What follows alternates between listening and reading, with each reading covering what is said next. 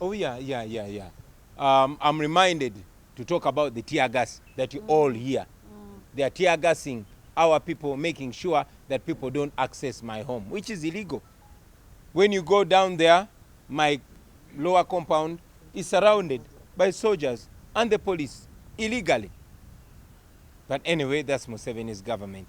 Basebo ne banyabo njagala bebaza banamawulire oyo tear gas temutya. Si bomu. Njagala bebaza banamawulire olw'okubeera ano okwongerayo eddoboozi lyaffe. Munzikirize okusooka kwa byonna mbasaasire olw'okutulugunyizibwa n'okutyoboolebwa kwe mutuuseko olwaleero. Nabe bannamawulire nga babakuba ne baasayasa zi kamera zaabwe. Omukubi waffe ow'ebifaananyi gwe bayita Motive Kasaga bamukubye ne bamufuuyira pepper spray. Ekyo no tukivumirira naye bye tulwanyisa era bijja koma era tumanyi nti tekiriddira kuba nate okutyobola bannamawulire nga bakola omulimu gwabwe. Njagala okwebaza ne sokwebaza mikwano gyaffe abawagizi baffe abaatandika ekirowoozo kino ekyokunnyaniriza. Kino tekyali kirowoozo kyange, tekyali kirowoozo ky'abakulembeze bannange, wabula kirowoozo kyatandikira mu abawagizi, kyatandikira ku social media ne mutandika okuwaga nti mugenda kunnyaniriza ne mumbuuza n'olunaku. Era bwe twayogeramu ne bakulembeze bannange ne tukkiriza abantu baffe bwe tuli ba people power, amaanyi g'abantu ge tugenderako, ne tukkiriza ne tulangirira olunaku lwe nina okomawo. Ntuuse olwaleero Entebbe ku kisaawe ku ssaawa 4 ez'okumakya nga nzijidde ku nyonyi ya Rwanda Air. Naye olubadde okutonya ku kisaawe bansise ku nyonyi abasajja abambalidde mundu nga tebali mu uniform ya poliisi wabula nga bambadde butaaga nga balinga abakola ku kisaawe.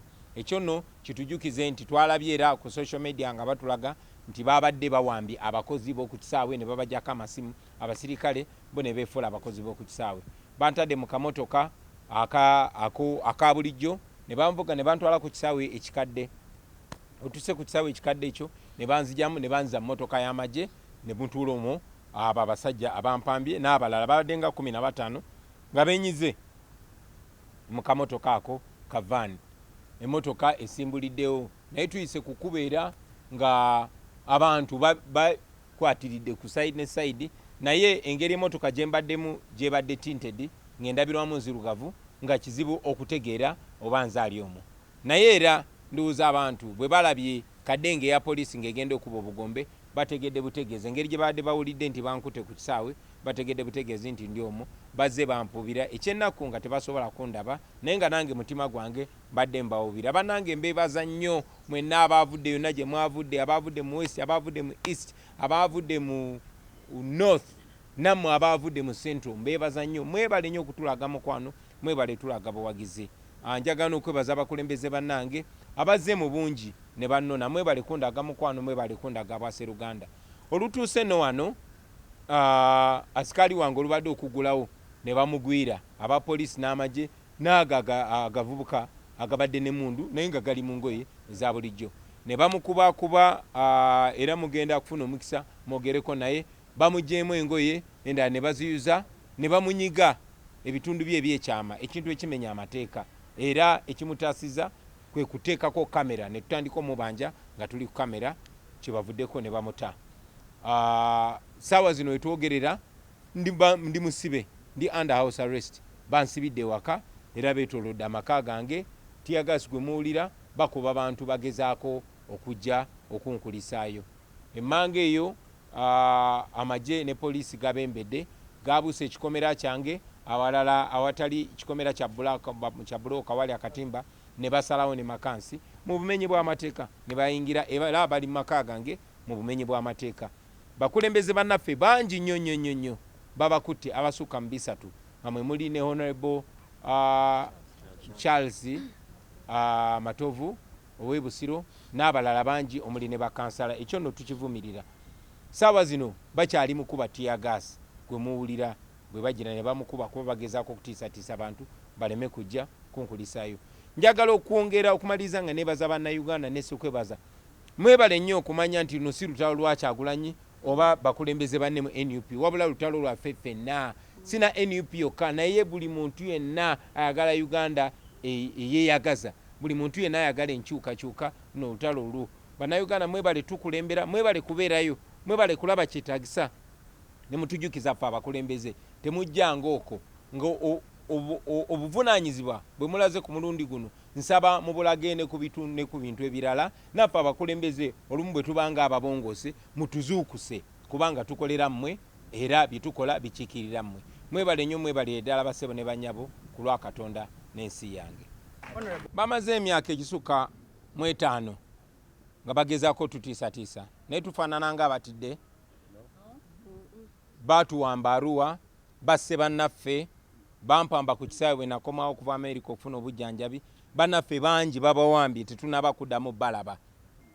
Bannaffe bangi babasse twabaziika. Bannaffe bangi bali mu makomera awatali musango. N'olunaku lwajjo baakutte abasukka mu 3.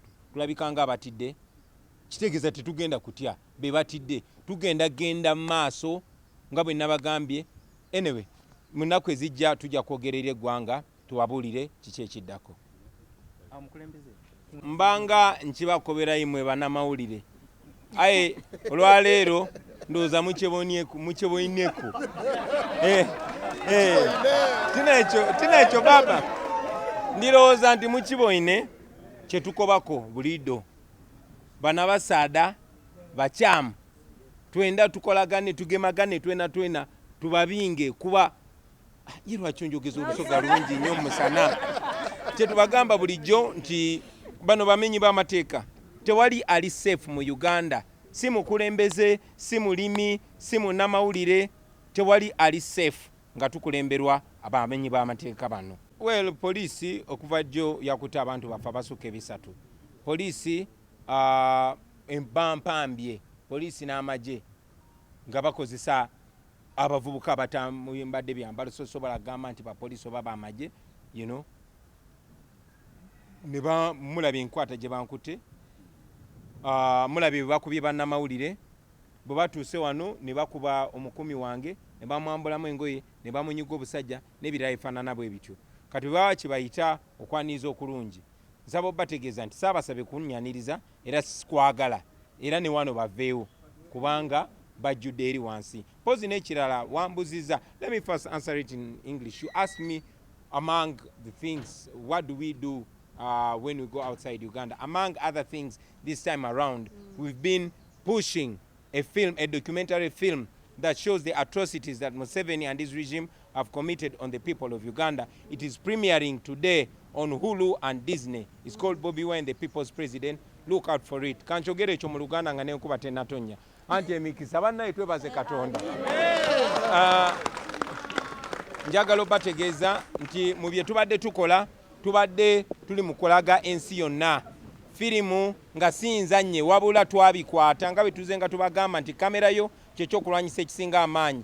Twakozesa kamera zaffe ne tukwata ebikolobero byonna Museveni byazaakola ku bannayuganda era firimu eyo eri ku lutimbe olw'ensi yonna. Olunaku lwaleero ku ssaawa 11 egenda kwanjulwa ku Disney ne ku Hulu. Nsaba mugende mugirabe n'obugambo obwo ku Netflix ne ku Hulu. Nsaba mugirabe ate abagirabye ogitambuze. Mwebale nnyo mwebalire ddala mu nnaku ezitali zawala, mu nnaku ntono nnyo lumu 2 tugenda kwogerako eri eggwanga tubabulire ekiddako. Mwebale nnyo mwebalire ddala. Ndowooza ne bwe tutema. Announced that they were going to welcome us. Maybe the police also decided to give us a smooth welcome. Their smooth welcome included arresting more than 300 of our supporters and members. Their smooth welcome included grabbing me from the tarmac, like you saw. Their smooth welcome included denying me my right to travel the way I want and to respect my programs, because I was not supposed to address the media from here. I was supposed to address the media from Kamocha, our current headquarters, which is right now under siege by police and the military. That smooth welcome included beating up my guard and besieging my home. That smooth welcome is still including tear gas, as you can hear, and, putting me under house arrest. We don't thank them for that so-called smooth welcome. We did not ask for that, and we demand that they leave my house immediately. It has been almost... They are scared, they are panicking, because they know they are criminals and they know their days are numbered. What do I go to do when I leave the country, when I go outside Uganda? I go to destroy Museveni and his regime. Our daily duty is to make sure we make the fall of Museveni as quick as possible. So we go there to call upon all those people in the West that are supporting Museveni to tell them to stop sponsoring oppression here in Uganda. Thank you. Honorable.